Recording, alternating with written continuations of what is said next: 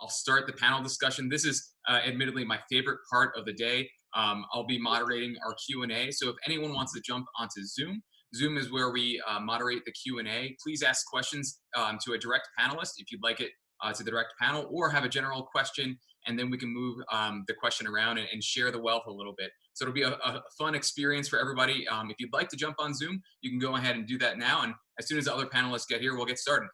So Matt Williamson, he's another alum. As an alumni, what advice would you give to students, alumni who have struggled to get the foot in the door opportunity, but has a strong drive, motivation, and passion for the industry? And then the second part of this is, will COVID-19 affect jobs in the industry even more? That's to the general panel, so if anyone would like to answer, really go for it. Go ahead.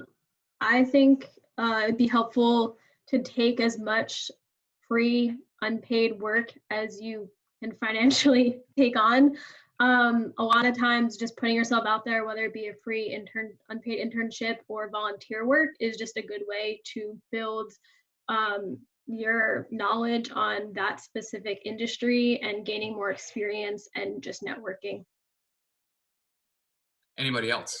Yeah, I have one. I know Matt and I are, I think, friends on Facebook, and I think maybe if we fast forward a little bit beyond the internship stage to people that have been out of school a couple of years and still trying to figure out how to get in, I think that so there's a person I connected years ago with, William Patterson, as well, and there's a person that I've been talking to a lot over the years, and she is, in a really positive way, not a negative way, relentless about continuing to send me interesting things I should know about, right? Because she's like working now and can't afford to be an unpaid intern or even a paid intern at this point. And so I think she works really hard to stay connected to me. And I'm always trying to figure out how I can find the right opportunity, because she's, like I said, relentless in a positive way is super important, because there's plenty of people that I think all of us have experienced where it's relentless in a negative way. So I think once you're out of school and you feel like you start the 2, 3, 4 years on, you feel like you missed your moment. You didn't miss your moment. I didn't start in the music industry. There is a way in, but you also, to sort of Jenna's point, like, you need to figure out how to keep relating the thing you're doing to the job you want. Because, you know, it is hard to look at a resume that is, you know, well, I sold insurance for 4 years. Okay, cool. So how does that relate to the music industry? You've got to figure out how to get your way in. And there are ways in. We all figure it out. I think Matt actually has a second question that is good that we can pass around. So with the disruption in the industry currently going on, how can those touring professionals, i.e. tour managers, roadies, techs, rigging, be able to thrive and find work if concerts move towards a more digital platform? And this could be for anyone in the panel. So I guess I'll start. I've been seeing a lot of different things that the industry's doing. I think the first thing I'm seeing is just ways to earn revenue for these people to begin with. So a lot of the crew members, one big thing I'm seeing, the band The Main just made a t-shirt, and all of the funds of that shirt will go to all of their crew members. So I feel like that is a great way to start, but then it's also finding odd jobs here and there. So now the merch that they sell, the band used to ship it. Now they're having crew members that are in the area come work in the shop and do it themselves and finding roles. So I think a lot of bands are trying to help out their crew as well. And it's great to see that. And it's a way to just connect. I've been seeing a lot of that. And then also just finding jobs here and there. If they're also great at graphic design, putting together a lyric video or putting together graphics, I've seen a lot of just trying to find that freelance work in the time as well. Anybody else want to jump in on this? I'll hop in. One thing I'm seeing too is I think of the Dropkick Murphys did a stream concert, which is pretty cool. And they made it a point to point out that there was the production company that was there. It was basically the whole production crew that would be there for a live event. That is something I think is becoming, you know, Paul talked about this as like an emerging opportunity where there are more of those popping up. Now that obviously doesn't accommodate for everybody in a venue, but it still does offer some opportunities where those roles are still taking place just in a virtual format. And Trent, this one's for you from Patrick Sporer. As a box office manager for international music markets, what are the major differences between those international music markets and the US music markets that creates challenges within the field of live events and ticketing? Yeah, so I think it's the same kind of challenges that everybody faces with international business. There's a lot of cultural differences that you just got to be aware of and are ready for. One thing that was super weird for me, but made total sense the first time it happened, was these large tours, wherever they're based out of, is what dictates everything. So I had a tour come through, and their announce date was at 2 a.m. That's when tickets announced and went on sale, because that's what was convenient for their location, because that was the normal time for them. 10 a.m. or 2 a.m. my time is nowhere near 2 a.m. their time. So I was up at 2 a.m. till 3 a.m. making sure everything went well, sending out counts to the promoter, and anything I needed to do.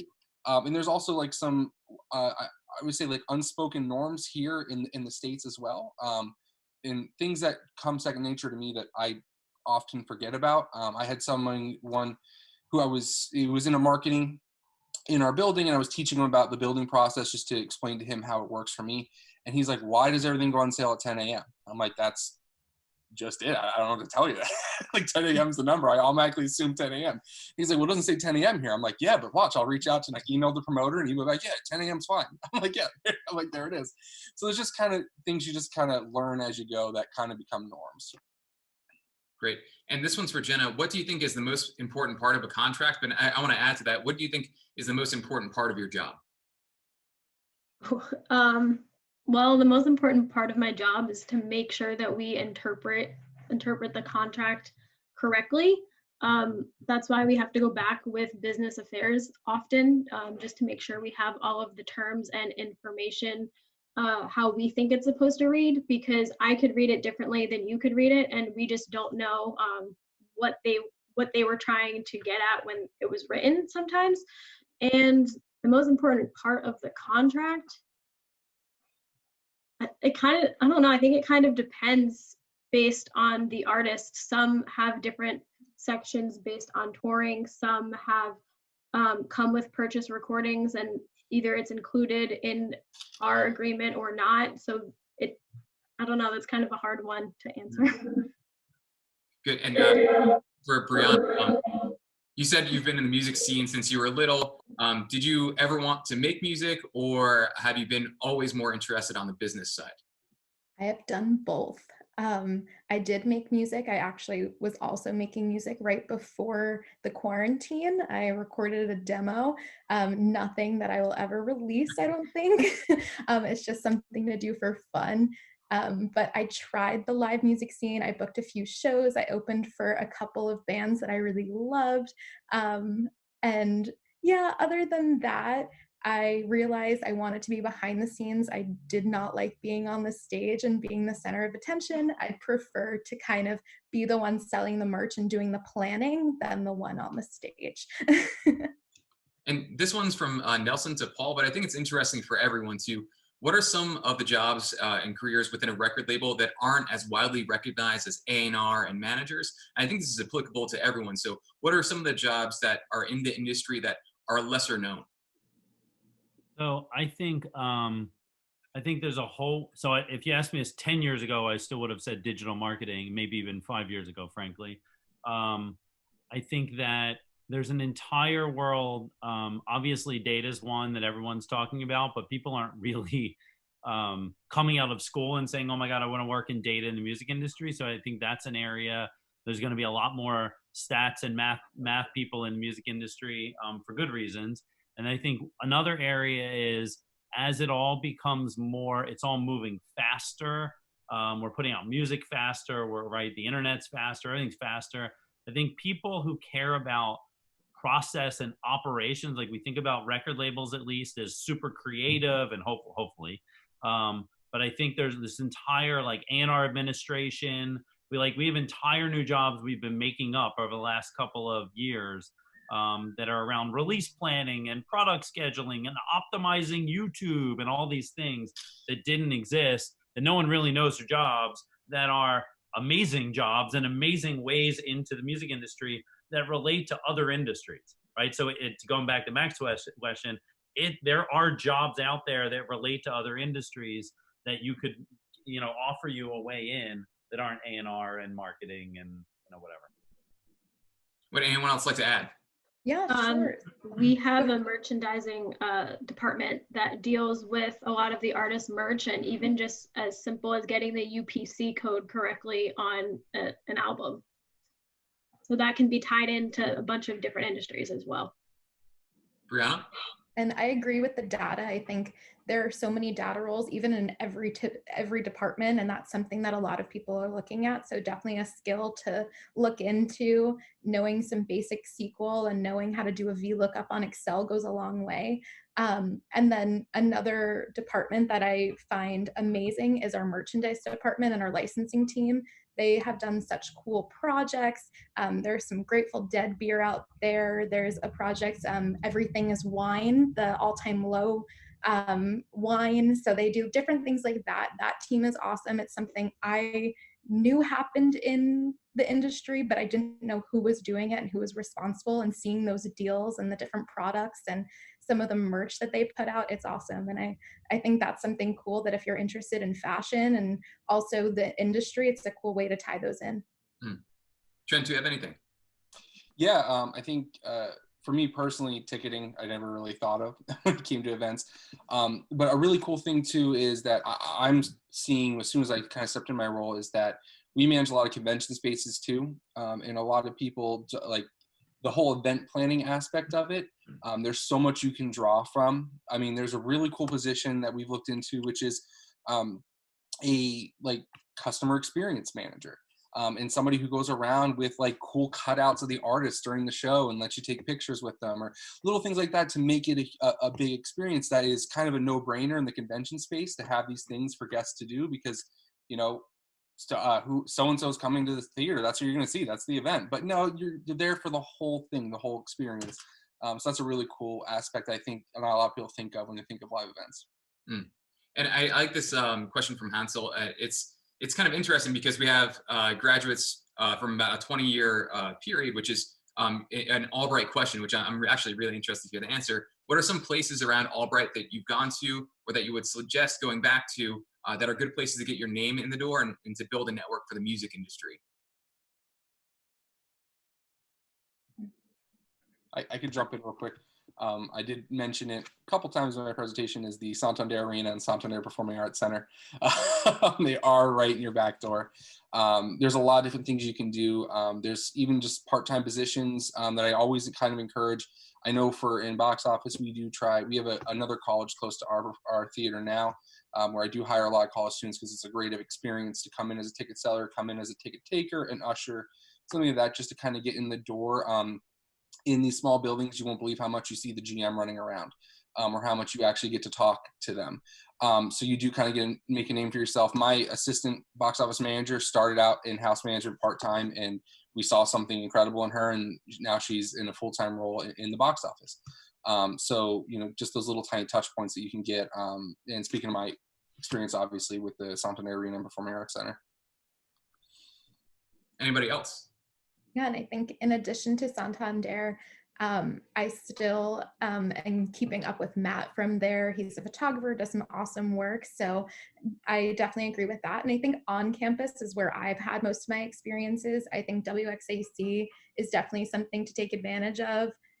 Be a part of it in any way that you can. There are some great skills there. I personally wasn't a part of it, and it's something I do kick myself about. I am friends with most of the people that were, so I did get involved in some way, and I got to go to CMJ with them. So there have been some great parts for that, but definitely take advantage of all the opportunities, be more involved with Lion Records and the different things that you can create in your own space. I think those are some of the bigger moments as well. I think it's interesting to, sorry, go ahead, Paul. No, I was just gonna say, I think also think about areas that would develop skills outside of music that are related, right? So I didn't know one worked in music when I was at Albright, so I didn't actually chase any of those things, and I actually don't think the arena existed either when I was there. But I interned and then had a pseudo paid internship from a nonprofit downtown in Reading called Leadership Berks.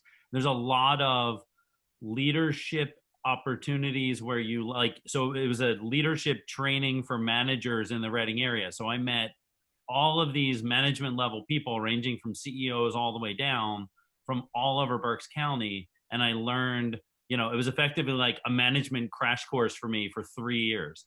And I met so many contacts and I learned a lot, and it made my resume really stand out. Like, I think there's a lot of really interesting things that exist in the city of Reading and also the area of Berks County that if you dig a little bit, you can find that are amazing, that aren't music specific, that will make your resume radically different from other people.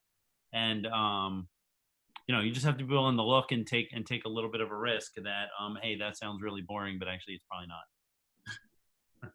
Great. This one's from let's see. This is from Jack. So he's a senior, and he's going to be a recent a soon-to-be grad. What's your best advice for seniors that need to apply for jobs that are graduating May 2020 with this current COVID crisis going on? And I'd like to extend this at any grads, you know, taking the next step after May. So what's the big piece of advice there?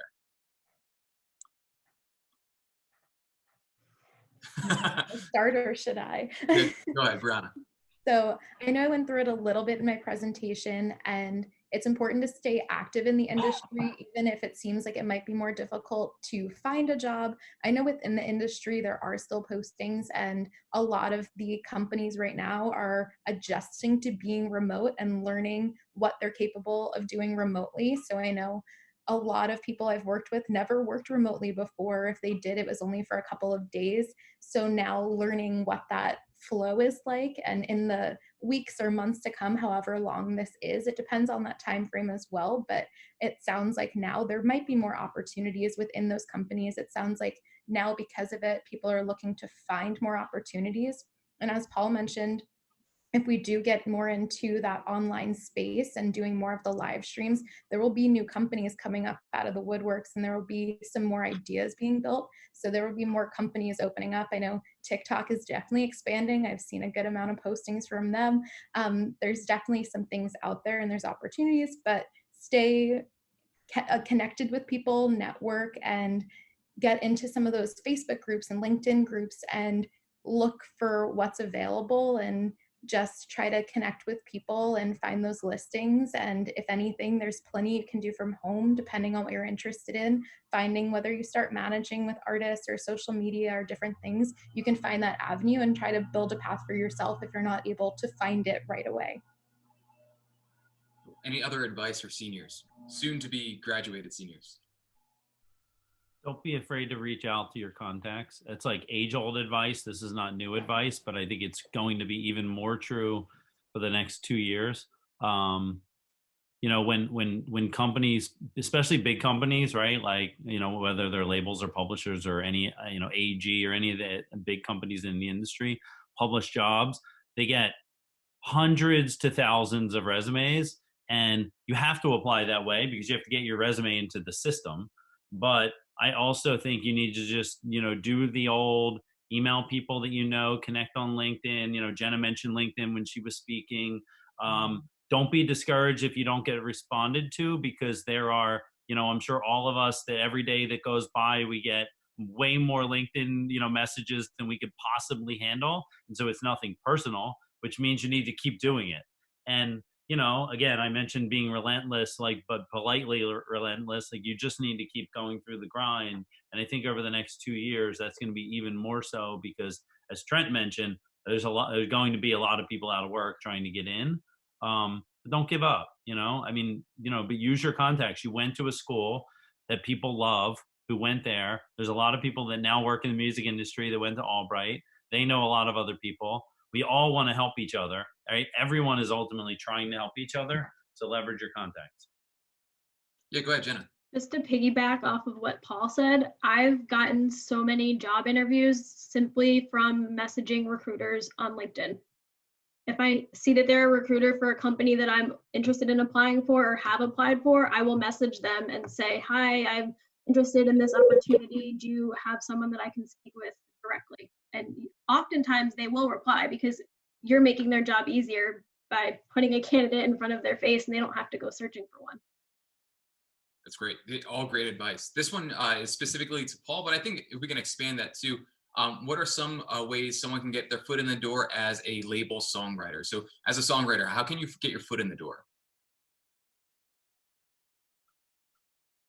This might be local to Nashville, but Nashville has tons and tons of songwriters, and we have so many different venues.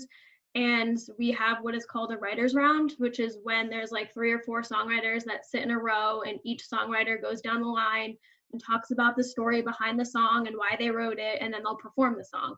And I got interested in that just by going as a fan, and then I started to follow certain songwriters that I enjoyed. But oftentimes there will be industry executives at these shows just looking for the next person that they want to bring in. Any other advice for potential songwriters? I actually can't answer that. I think publishers are the ones that sign songwriters for the most part, and so or not, right? But I think what Janet just described exists in all the major cities, especially LA and Nashville, where it's really an in-person thing. You just need to hang time at studios and in writers rounds and all these groups and writers camps and lots of, if you follow every single publisher, not just large but small, publishers hold writers camps all the time, and often they're willing to have in, you know, unsigned, unknown, anything writers. And so just figure out how to keep submitting to those kinds of things, and you can find an in. Clearly a major publisher looks for people that have actually written a whole bunch of songs. This next one's actually from Emily Denny. I think it's interesting. So I don't know if the panelists know, we actually have a new partnership, a pretty phenomenal partnership with Carnegie Mellon University that offers all the Albright graduates an extended scholarship, a partner scholarship to attend their MEME program, the Master of Entertainment Industry Management program. So her question is, would you recommend pursuing a graduate program for entertainment industry, since the music world crosses over with a lot of other industries, or a graduate program in general, so like an MBA or a specific entertainment industry studies program, or no graduate degree at all? For me, I opted not to go to a graduate program, and I just did 3 online certifications in the specific industries that I was interested in. I just finished one on music law and ethics, and then I did another one on marketing.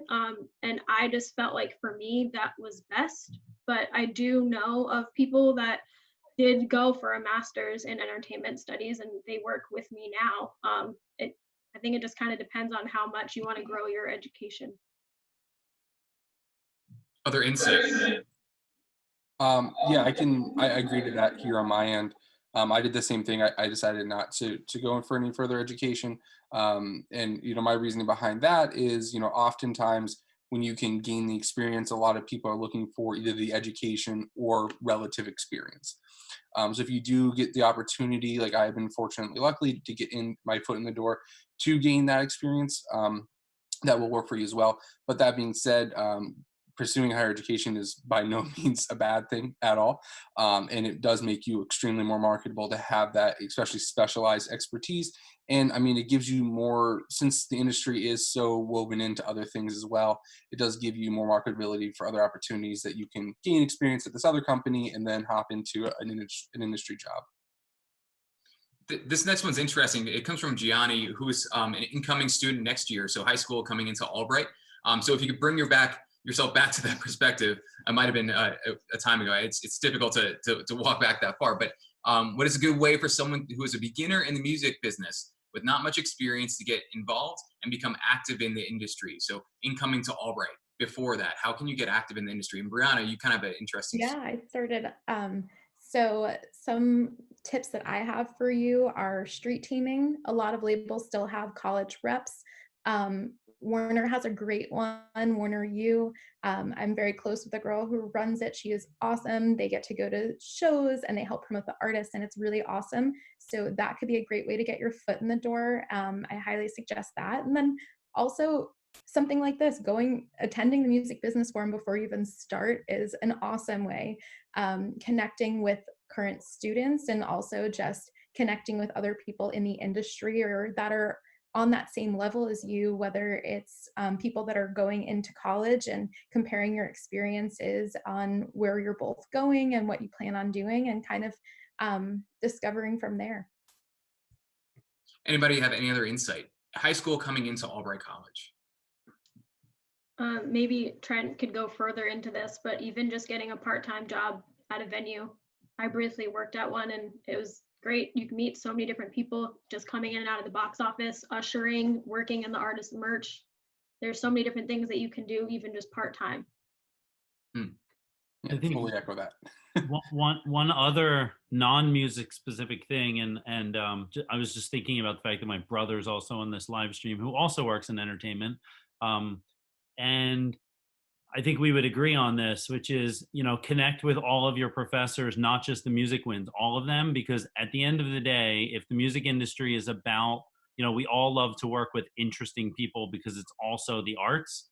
I think that connecting with, really deeply with the professors that you resonate with, right? Whether it's your lit professor, your art history professor, like that stuff will matter 5 years into your career when you're standing around events, parties, conference rooms, teeing up a meeting, and everyone else around you is super interesting because they care about the arts, they care about literature, they care about art history. Like, it is an arts business, and so they care about music and the history of music, not just the business of music. And so I think going in on day one, trying to make sure that you're connecting with the roundness of the Albright experience is super important. Because at the end of it, like, I still talk to a bunch of college professors from Albright in history, from my English professors, because we just connected while I was there. And I think that stuff is far more important than people allow for, especially when you're 18 and starting your college career and thinking that you want to work in a very specific field. I think this is actually one that goes along with that. So can you speak to the soft skills that you've acquired through your Albright education and the value of those skills? Maybe name a couple and say the value in your current jobs. I think I'll start. Right. Time management, definitely a big one. Being able to handle multiple things at once is great as well. So I have about 6 huge projects due within the next 3 weeks, and figuring out which one's the top priority and which one to focus on first. How to delegate that, all of that, it comes from the time management that I learned from balancing 2 different student organizations along with my coursework and working at the admission office. Definitely something, as I said before, writing an email, my English class helped me a lot. Just email etiquette in general. I remember working with one of my professors on that, and having correct grammar in an email really goes a long way. Another thing that I didn't expect to need as much was my Spanish classes. I had just had a call with Warner Spain, and there were a couple of words here and there that I did need to know. And something that it's awesome to have some other languages and just know some terms here and there. And I think those are some of the main ones, but there's some every day that I realize. Anything to add, panelists? I think just being in the Albright class sizes where they are so small, it does force you to participate more and not just hide in the background, which I find I bring into meetings. Like, I don't just sit there and listen, I actually contribute and participate. I would say relationship building is huge. You've kind of heard all of us talk about it. Like, the relationships are such a huge part of the industry. And having that time, Albright being a smaller campus, you do get to know everybody. You get to know how to deal with a lot of different personalities. You do get to learn how to just deal with people in general. And that is a huge part of the industry. Also, I think too, it might be a little more oddball, but I really shout out Matt Fotis's improv class all the time. Improv was huge for me, and you use that so much in your life, just that mode of thinking of what is my character doing and how are they going to get there, what's the motivations. It's a really cool thing. If you don't do improv with Matt, I would definitely recommend it because it's a cool, fun way to get your mind to think differently. And that's something I think about a lot, of just basic improv skills that help me out professionally, which is weird to say, but. This one is from Matt Zimmerman. So to get into the music industry, is it smarter to go and live in a major city, whether it be through an internship or an actual job, or is it smarter to stay local and build your connections in that network?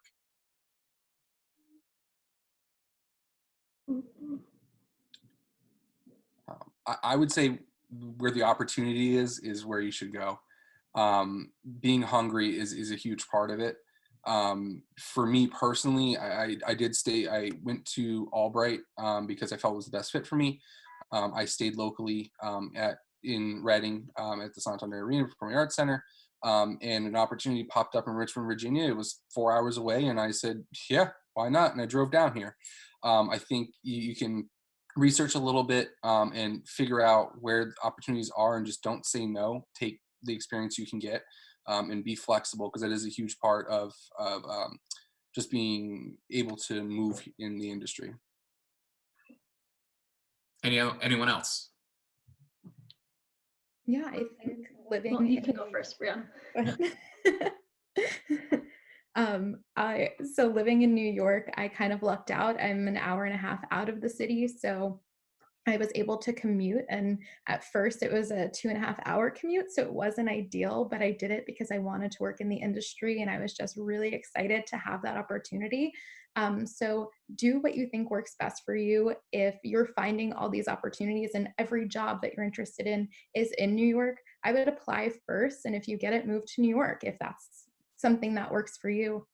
A lot of my friends started their careers surprisingly in Chicago. There are about 4 people that I've worked with in the past couple of years that are from around the Chicago area, that they were working, they had different jobs, whether it was in media or marketing, and they finally were like, you know what, we want to move to New York and get that job in the music industry and really dive into it. So you'll find what works best for you and whatever you feel the most comfortable with and what you think is the best move for your career. It's all depends on the person. If you don't think you could handle New York lifestyle, I'm not the biggest fan of New York City, but luckily I live in the suburbs, so I don't have to deal with it much. But it's what works best for you and what you'll find is a fit for you.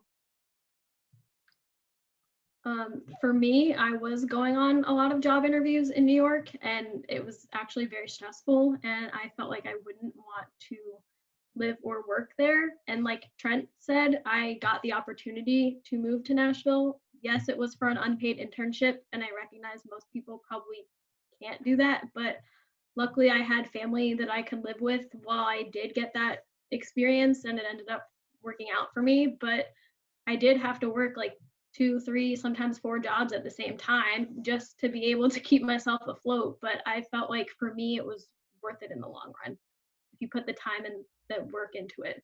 Hmm. This one's for Paul. If you can go back to 2015, what would you and or your team do differently, if anything, to make Truth Hurts or Good as Hell as popular then as it is now? Hmm. Interesting.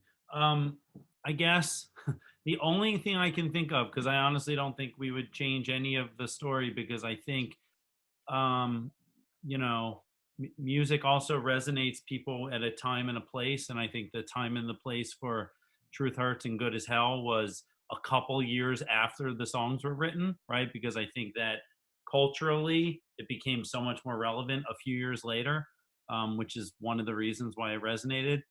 I guess if there's something I would change, it wouldn't be 2015. It would be that, gee, it would have been nice to have the foresight to include those songs on the album so that the entire body of work received a lot more attention instead of playing this weird game where we were going all over the place.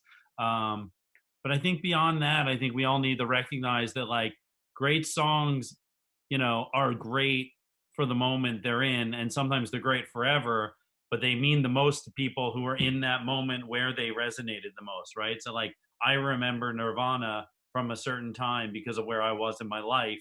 And while I'm sure Brianna thinks Nirvana is amazing, I hope, um, her experience around Nirvana is very different than I was because of where I was in my life. And I was a high school kid and I was angry and all the things that Nirvana represented. So I think Truth Hurts and Good as Hell sort of represent that as well. It just happens to be a much tighter timeline. Hmm. And this is kind of a follow-up from Emily Denny. So now, after the marketing and promotion you did with Lizzo, do you do the same thing with new up-and-coming artists? So how has the Lizzo experience changed maybe some of your approaches to new up-and-coming artists, if anything? Yeah, I think I talked a lot about it, but I think that catalog thing is far and more impactful than I even let on. Like we have I could probably count 25 records now that in the last year or year and a half we have either reignited or put marketing spend around, and some of them where we're not really going to revisit. Like Jess Glynn has a song called "Hold My Hand" that just exploded online over the coronavirus thing, and it went from selling virtually zero iTunes singles up to thousands a week, and the streams have doubled, and. But that's a song that we worked a couple of years ago. So that one becomes like, well, so what do we do to support that song in the moment that it's in? And Jess loves this song and it's great. And then over here, there's probably 20 or 25 songs that we've decided were singles a couple of years later, all in the last year, just because of the nature of the world and how it works now. So that was a massive takeaway. And so when we put out music from artists now, we think about that. Like we think, we love this song, but if it's not connecting, maybe we don't need to be afraid that it's not connecting right now. A song that comes to mind is like Oliver Tree's Alien Boy has sort of had these ups and downs, but never really exploded. I'm convinced that someday, maybe because of this stream right here, someday that song will be a massive single. But who knows, right? And so like, we're not afraid of that anymore. We just allow that like the thing works differently. It's more of a spiral now than a linear line. I think there's a lot of other things like that. One of the questions someone asked about Lizzo was like, how do we relate the artist embracing their ownness, like the flute moment or Lizzo's body positivity?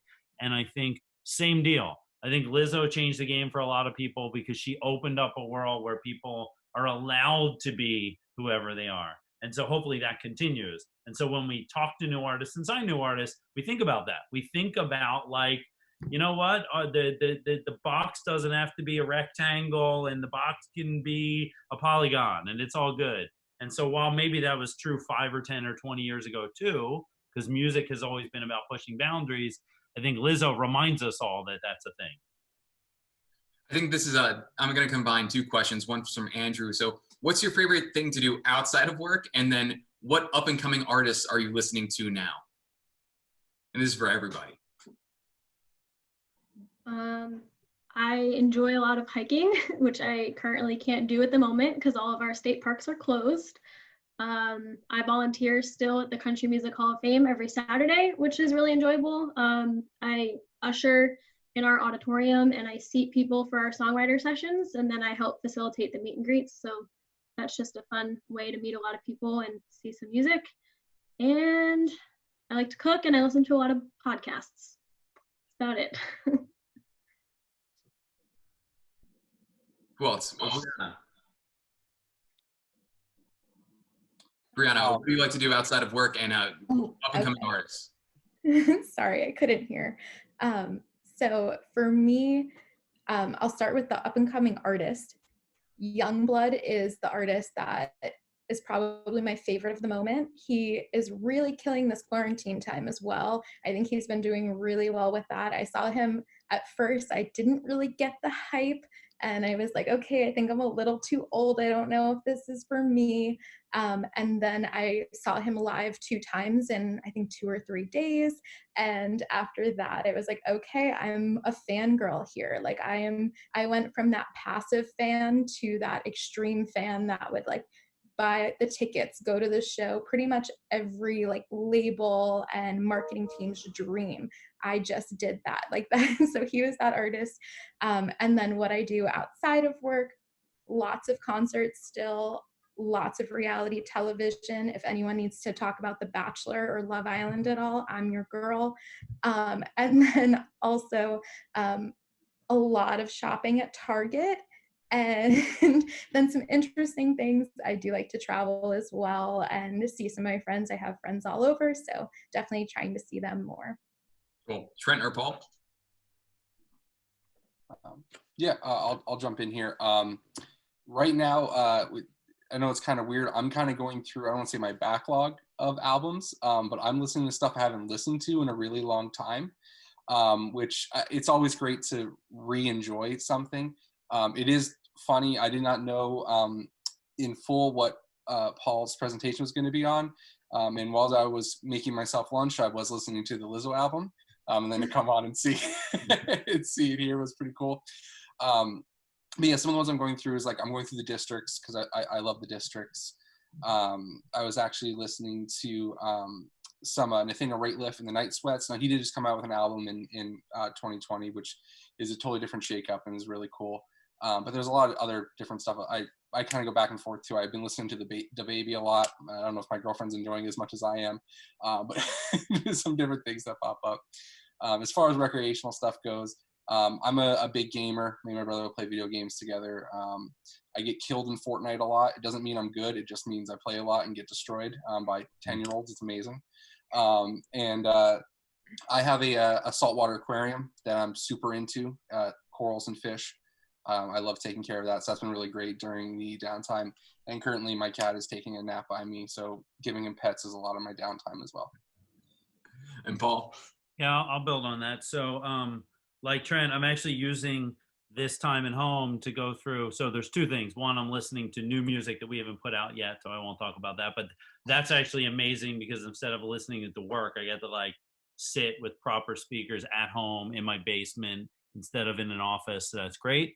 And I'm excited about that. But I'm also using the time to go through, like I'm doing a history of Def Jam, and I'm going like backwards in time and just listening to the earliest, late 70s, early 80s, mid 80s, late 80s, everything from like, DMX. And it's just been amazing to go and do a history run of hip hop. So that's one of my COVID-19 upsides, I suppose. And then the other upside is recreationally. So I have two kids that are almost 11 and 12.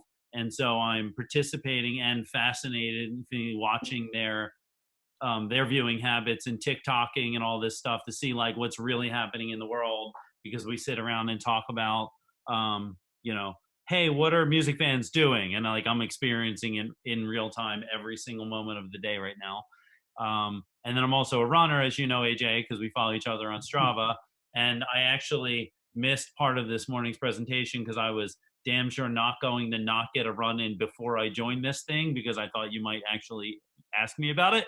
So I'm a long-term runner, and I bring that one up because it's one of those like, hey, in life, is there a bleed between your outside of work life and your inside of work life? And one of the things that I take away from running is this need to like do relentless forward, progress. And so running for me is that way to totally detach from the world and escape, but also learn the lesson of like never, ever, ever give up. And so I'm a big like out and back runner. I run out so that I have no choice but to get home eventually. And it's a pretty good lesson for work as well. I'm going to grab my run later, so you'll see me on Strava in a couple of hours. Yeah, we'll see. The next one, I'm going to combine actually a couple of questions. So for the introverts, right? There's a lot of introverted individuals in the music industry studies program. Is this field based around extroverts? And if it's not, how do the introverts get their foot in the door? And what advice can you give them? I'll start. I think you probably think I'm an extrovert. I'm probably is it introverted extrovert? I'm an extroverted introvert. I like to shut down. I have a need to shut down, but I also, over a period of many, many years of working in the music industry, have learned to like become much more open. But one of the people on my team that I've worked with for almost 12 years now is incredibly introverted. And so we've spent 10 plus years working on that together. And she'll never be an extrovert. She'll never be an introverted extrovert or whatever I just said I am. She'll always be an introvert, but we've worked on together because she's amazing. And you don't need to be an extrovert to be in the music industry. You need to learn how to adapt your style to be amazing at the way that you are. And then I think the other thing that you have to do if you're actually a real true introvert is you need to learn how to be fearless, because you're going to naturally be the quietest person in the room or one of the quietest people in the room. And so you've got to learn how to be willing to, like Jenna actually said it a few minutes ago, to just go for it, even if you're quiet, because you do have to be heard. And if you're an introvert, you probably listen a lot more. And so you're probably more right than everybody else in the room is, because you're probably processing it all. And whereas everybody else is just doing what I'm doing. Yeah. Anyone else would they like to add? I think that was perfect. Yeah. Great. So we have a couple more. We have time for about 2 more questions. So so with everyone indoors and COVID-19, has it changed anything about your position with like upcoming releases? I know Trent with upcoming shows. We touched on it a little bit, but do we want to go more in depth, like how this disruption in the industry has affected you guys personally? Yeah, I could start out because COVID is terrifying to me. To be honest, the hard thing for us is being here in Virginia. Our governor did make the shelter-in-place announcement till June 10th, which is pretty far out. And June 10th is 8 Wicked shows into our 16 Wicked show run. So as soon as I saw that, my heart dropped and I started emailing away, trying to get everything squared away and set. It is hard for us because our events, our revenue base is so rooted in events. I mean, that's literally what it is. I know I said earlier, but with only 10 people being allowed to be in a group together, of course, in the state of Virginia, it's a pretty lame mosh pit for a concert. So you gotta kind of take that as it is. And we also have a responsibility to protect just the general public. I know that sounds weird, but that really is it. And from a PR standpoint, nobody wants to be the venue that someone caught a case at. Nobody wants to have that go on. But also on a personal level, I want to ensure that every patron that walks through my doors has a safe, fun, and incredible evening. And that's a part of it. There's been kind of scaling back for a lot of different venues. I am in a very fortunate position with the venue here where we haven't had to take that many drastic steps. So, at the time being, we're still in a good spot. It could get worse and hopefully it won't, but we're just pushing back all of our shows to new dates and trying to accommodate our guests on those new dates as need be. Anybody else? With our department, we're still trying to figure out what that means for us, just because we get agreements after the artist signs with the label. And we were actually asking the other day, like, are they still going to be signing new artists during this time? We don't know. And if they don't, then we're not going to be getting any new agreements. And if they are, then we'll get new agreements and we can continue putting them into our system. But even if we stop getting agreements, we still have work to do. It's just at a slower pace. Like, we'll still be tracking new releases and we'll still be tracking TV campaigns. We just have to alter our day-to-day a little bit. Anybody else? I think Jenna will still keep you plenty busy. I think so. On the release schedule side, yeah, I mean, we have every single day we have a conversation about are there songs, albums, EPs, whatever, that still make sense in this world we're living in? And the answer sometimes is yes and sometimes no, right? The material of the song might not actually work right now, right? Like what the song's about or what the music is about. Also, there are different kinds of art. There are artists where everything's primarily online and you don't need, the artist doesn't need to be out there touring with fans or doing a radio promo tour or, whatever the thing that they're great at is. And then there are artists where, right, so there's somewhere you just keep it going. And then there are plenty of things that we're saying, this doesn't make sense right now. Let's move it into the fill in the blank, June, July, September, November, because it will work best if there's a national tour, an international tour, or something like that. So I think everything is sort of on a case-by-case basis right now. And then on the other side of that, because artists are all home and they're doing interesting things and making more content and going live, and we're busier than we've ever been, in spite of the fact that music is, like when it comes out is a maybe right now. Although there's plenty of music coming out every Friday, there's still hundreds of thousands of new songs on Spotify and Apple every Friday. But but it is sort of a fascinating thing where, you know, there are definitely projects where you're like, hey, this needs to come out later whenever we're all back in a different place. Mhm. Yeah. And then I know I talked about how my department has two different sides. So the international music side of my department, we had a couple big shows in the US for some of our K-pop acts. So that was a bummer to see those canceled. We were having a big in-store planned as well. So we were going to have a big K-pop day where their big thing for fans is high touches. Clearly, we could not bring in a band to do a meet and greet and shake people's hands and all of that. So we had to cancel some of those.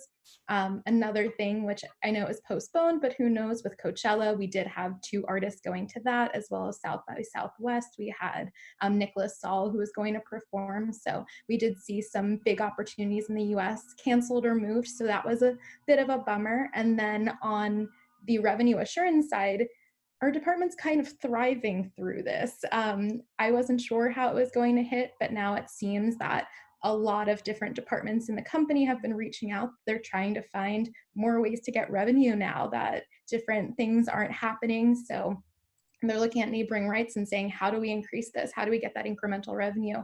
So I've been working with, I believe, 6 different countries right now, or different Warner affiliates, and working on, I think the last time I checked, it was about 7 million lines of data. So I'm staying busy. So it's definitely somehow, as unfortunate as everything is, it's been really increasing the things that we're doing in my department and building that. So there have been some positives out of it.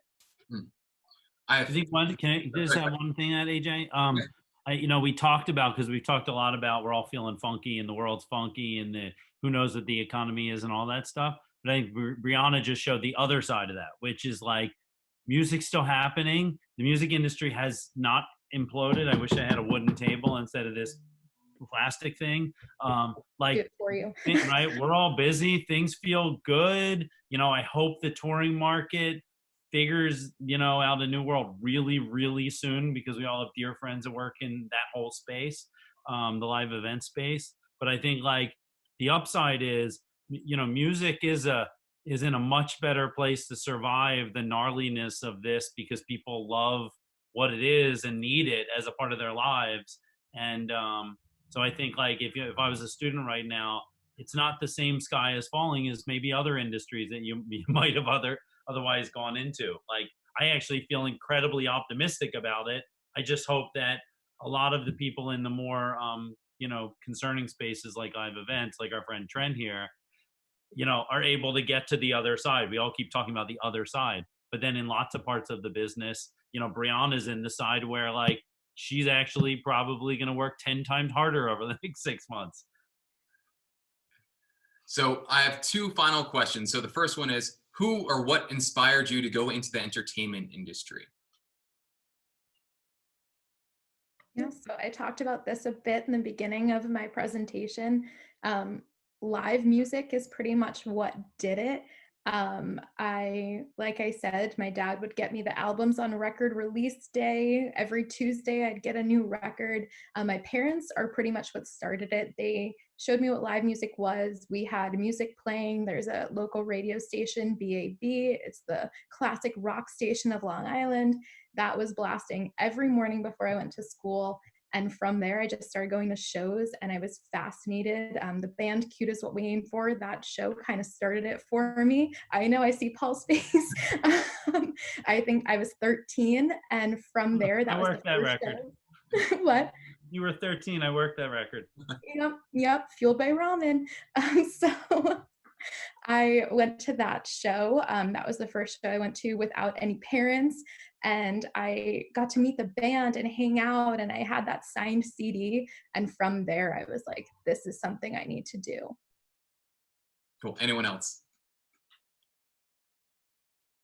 I think for me, it was my brother one day told my dad he wanted to take guitar lessons, and I was like, okay, I'll try out drums. And since then, I was something I fell in love with, and then I was seeing all the bands that I was, you know, learning their songs from, and just that atmosphere was incredible. And I found a way to see free concerts all the time for, you know, my career, which is pretty great. So that's really what pushed me into it, was just kind of getting exposed to in general and not wanting to leave that area, and be a part of that live experience in some way. For me, I just can't see myself doing anything else.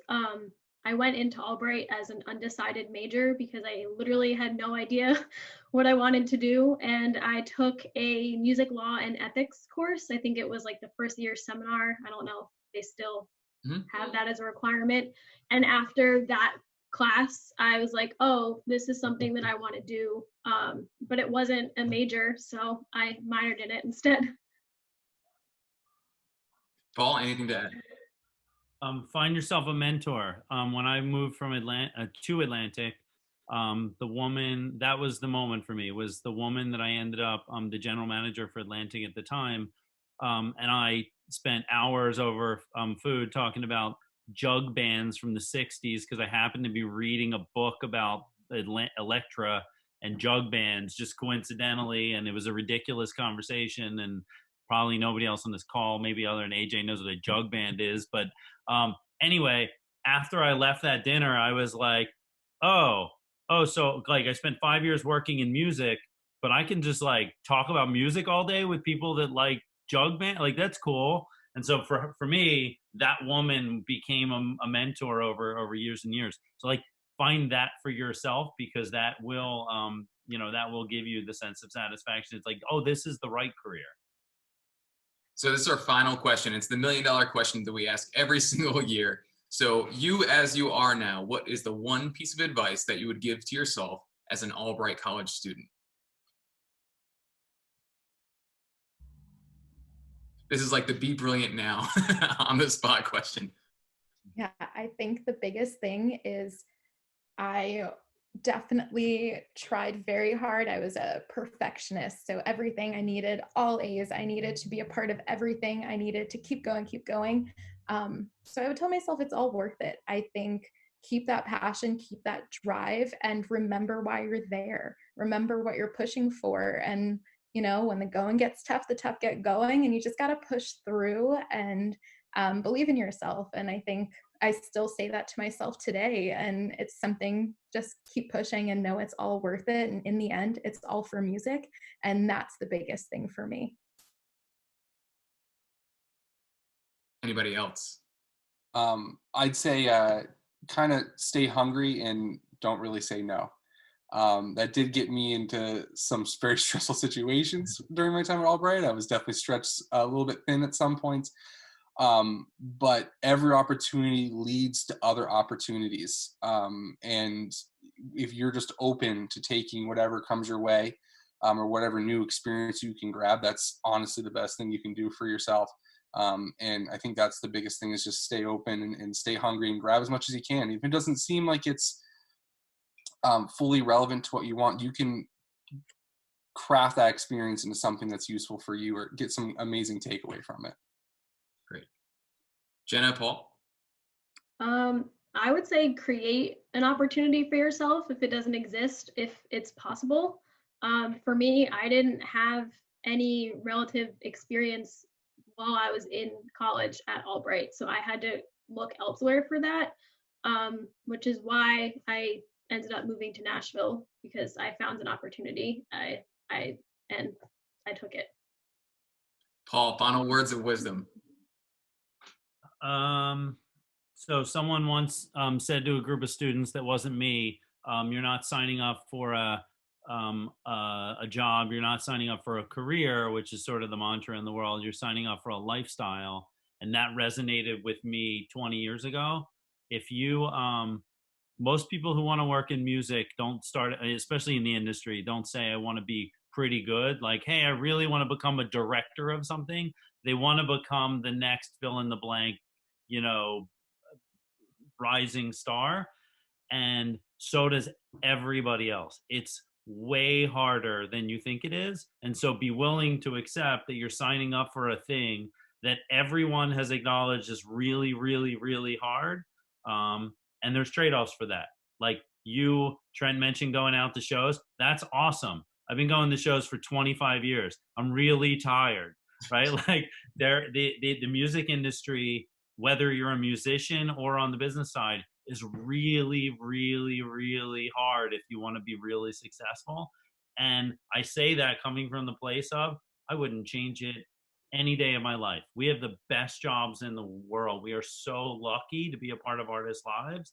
But man, accept that like you're signing up for hard. Like you know, and start that in Albright. You're signing up for hard. And if you're not going to sign up for that, don't do it. Like there's plenty of other ways. There's plenty of easier ways to have a career. I just have something to add. Nobody's path is the same. So we, as hard as it is, don't compare yourself to somebody else that either graduated at the same time as you or has a job that you want. You'll get there when you get there, and it'll just be that much more worth it when you finally achieve it. Amazing. Thank you. So that concludes our 8th annual Music Business Forum. Thank you, Trent Gray, Brianna Catuno, Jenna Olivo, and Paul Sinclair for all of your time, insight, brilliance, everything that you've done for Albright College, representing us so well in the industry. So a digital round of applause from all of our audience. Thank you, Albright College, for helping us host this event, the music department, and everybody that's been part of this. And thank you all at home for visiting us via Zoom and YouTube. Have a great weekend, and I'll see you later. Bye. Thank you. Bye. Thank you, Bye. everyone.